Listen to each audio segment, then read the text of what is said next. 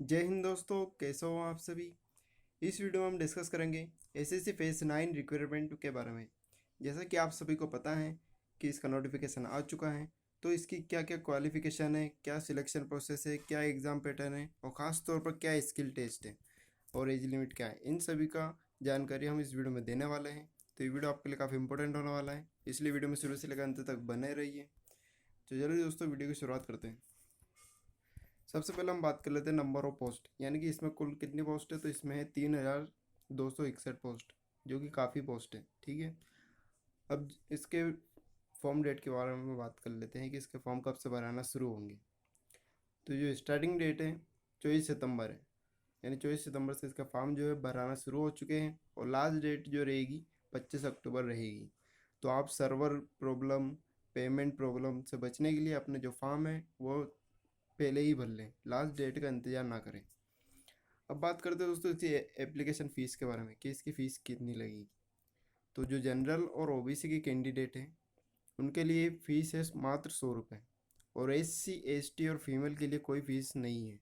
तो दोस्तों आप ज़रूर इसका फॉर्म भरें, क्योंकि जो 100 रुपये का अमाउंट है आज की स्थिति में ज़्यादा नहीं है। तो आप ज़रूर इसका फॉर्म भरें, ठीक है। अब बात करते हैं इसकी एग्ज़ाम कब हो सकती है। तो इनके जो नोटिफिकेशन आया है उसमें इन्होंने बताया है कि इसकी जो एग्ज़ाम है वह जनवरी और फरवरी के मंथ में कंडक्ट करवाई जाएंगी। ठीक है, तो या तो जनवरी लास्ट में या फिर फरवरी स्टार्टिंग में आपकी जो एग्ज़ाम है वह शुरू हो जाएंगी। अभी सितंबर एंड होने वाला है, अक्टूबर नवंबर दिसंबर जनवरी, यानी आपके पास सिर्फ 4 महीने का समय है आपके तैयारी करने में। अब हम आगे बात करते हैं। ये देखिए दोस्तों, नोटिफिकेशन में बताया गया है कि इसके जो फॉर्म है उसकी जो डेट है वो 24/9/2021 से 25/10/2021 तक है, और आपको जो एग्ज़ाम होगा वो जनवरी फरवरी में होगा।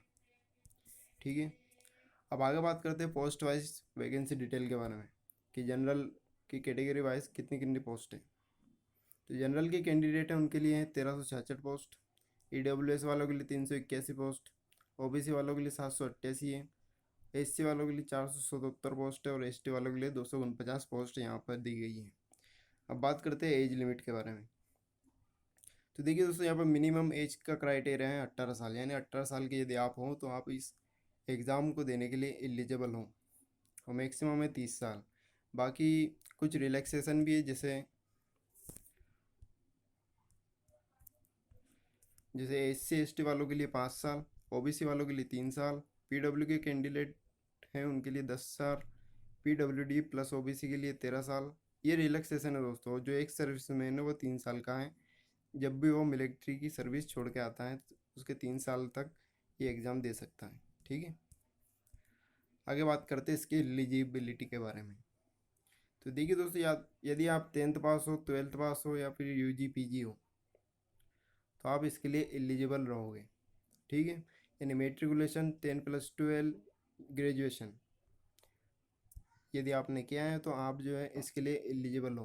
10th के लिए अलग अलग पोस्ट है, 12th के लिए अलग अलग पोस्ट है और ग्रेजुएशन वालों के लिए अलग अलग पोस्ट यहाँ पर दी गई है। तो आप इनका फॉर्म जो है ज़रूर भरें।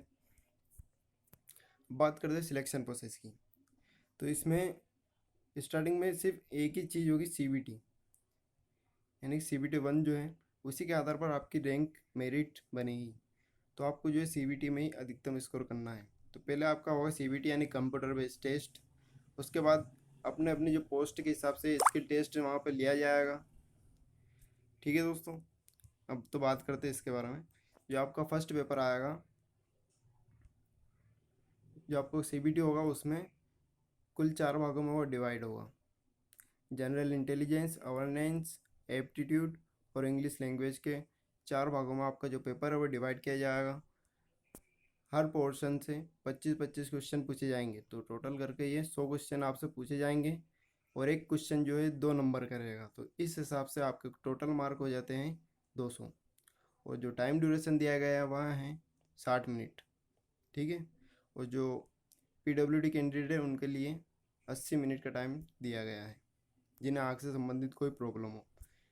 और यहाँ पे ये भी बताया गया है कि आपके 3 सेपरेट कंप्यूटर बेस्ड एग्ज़ाम होंगे, यानी कि यदि आप 10th लेवल, 12th लेवल और ग्रेजुएशन लेवल तीनों से अगर फॉर्म भरते हो तो आपको 3 दिन 3 पेपर देने होंगे आपको कंप्यूटर बेस्ड टेस्ट। ठीक है,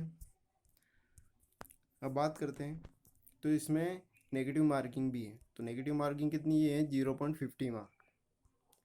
ठीक है दोस्तों, ये नेगेटिव मार्किंग है। और यहाँ पर बताया गया है इन्होंने कि आपका जो CBT होगा उसमें नॉर्मलाइजेशन भी होगा। यदि आपको लगता है कि आपका पेपर जो है काफ़ी कठिन आया है दूसरी शिफ्ट के पेपरों से, तो नॉर्मलाइजेशन में आपके नंबर जो है बढ़ा दिए जाएंगे। ठीक है, इसके बाद अपने अपनी पोस्ट के हिसाब से स्किल टेस्ट होंगे, डाटा एंट्री होंगे, कंप्यूटर एफिशिएंसी टेस्ट होंगे। अब मैं आपको ये बताता हूँ कि स्किल टेस्ट में क्या हो सकता है। तो देखिए दोस्तों, स्किल टेस्ट में आपको बेसिक कंप्यूटर का नॉलेज होना चाहिए, यानी कंप्यूटर की टाइपिंग याद होनी चाहिए। जो कंप्यूटर की टाइपिंग है वो लगभग 25 अगर वर्ड पर मिनट भी आती है आपकी तो वो काफ़ी है। इसके अलावा आपको पावर पॉइंट प्रेजेंटेशन बनाना आना चाहिए, एक्सेल पे काम करना आना चाहिए। तो ये कुछ बेसिक नॉलेज कंप्यूटर के याद होना चाहिए, यही जो है आपकी स्किल टेस्ट में पूछे जाएंगे। यहाँ पर जो सेकंड पैरा है उसमें बताया गया है कि यदि आपको कोई सी पोस्ट है और उसकी डिटेल निकालनी है तो आप कैसे उसकी डिटेल निकाल सकते हो। जैसे कि हमने बताया कि 10th 12th और PG UG जिस जिस कैटेगरी से आप देना चाहते हो उसमें कई पोस्ट होंगे। उस पोस्ट की डिटेल लेने के लिए आपको सिंपल सा काम करना है, SSC की ऑफिशियल वेबसाइट पर जाना है, वहाँ पर कैंडिडेट डैशबोर्ड पर क्लिक करना है, उसके बाद लेटेस्ट नोटिफिकेशन पे, फिर फेज़ 9 2021 सिलेक्शन पोस्ट, और उसके बाद पोस्ट डिटेल लिंक पर आपको क्लिक करना है। इसमें आपको ये पता चलेगा कि कौन सी पोस्ट पर स्किल टेस्ट की आवश्यकता है या नहीं है, उसमें क्या वर्क होता है। ये सब आपको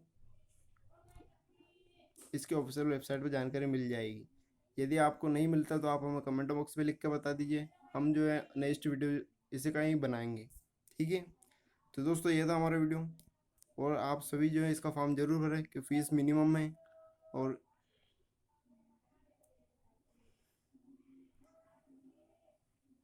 मिलते हैं अगली वीडियो में, तब तक के लिए जय हिंद जय भारत। और साथ ही दोस्तों, यदि आप हमारे चैनल पर पहली बार आए हैं तो हमारे channel vacancy update with Nitesh को जरूर सब्सक्राइब करें। Thank you.